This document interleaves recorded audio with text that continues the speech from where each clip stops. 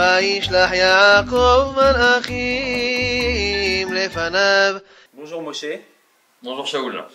Alors dans la parasha de Vaishlach, on assiste au retour de Yaakov à la maison, un retour qui va être très long, jonché de multiples étapes.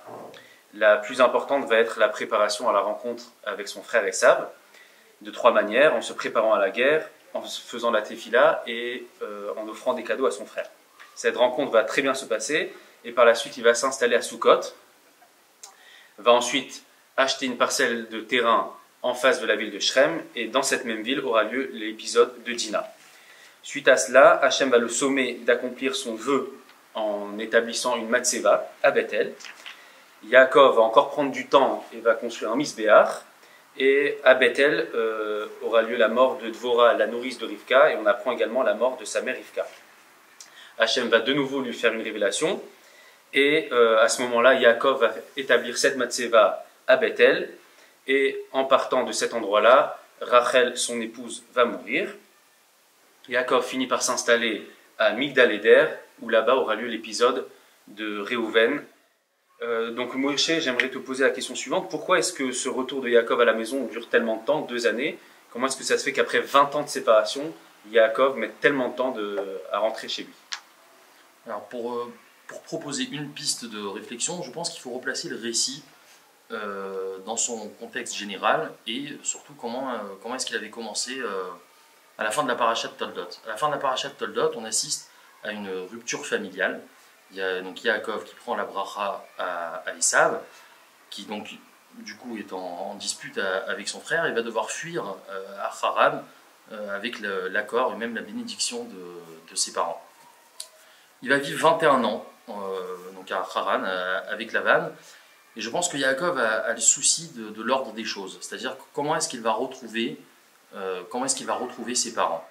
Je pense que Yaakov veut retrouver ses parents en ayant fait table rase sur toutes les problématiques qui se sont soulevées suite à son départ, et c'est la raison pour laquelle, avant de les retrouver, il souhaite se réconcilier avec Esav, tirer au clair comment est-ce qu'ils vont vivre maintenant l'un vis-à-vis de l'autre.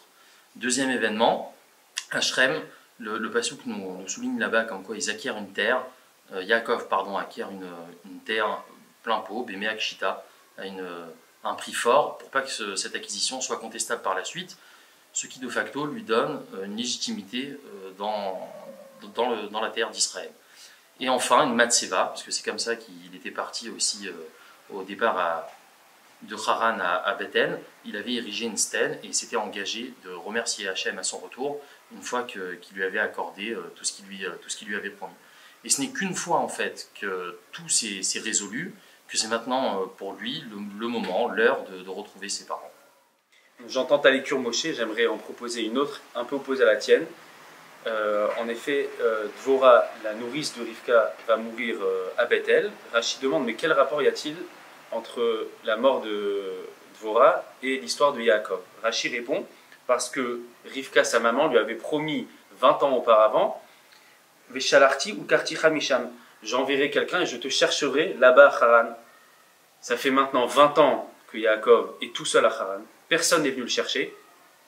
Il est possible que Yaakov gamberge un peu dans sa tête, tout comme on verra pour Yosef. Yosef qui sera seul également en Égypte en se disant que peut-être son père l'a envoyé là-bas pour le laisser périr tout seul en Égypte. Et on retrouve exactement les mêmes termes de Vaishlach à propos de Yosef. Son père l'a envoyé pour voir si ses frères sont en paix.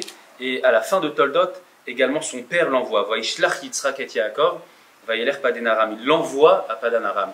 Comme si Yaakov ressentait qu'il a été envoyé par son père et que cette histoire entre lui et Esav n'est pas encore jouée. Peut-être que Esav a autant sa place que lui. C'est là pourquoi Yaakov prend tellement de temps à rentrer, parce qu'il n'est attendu finalement par personne à la maison.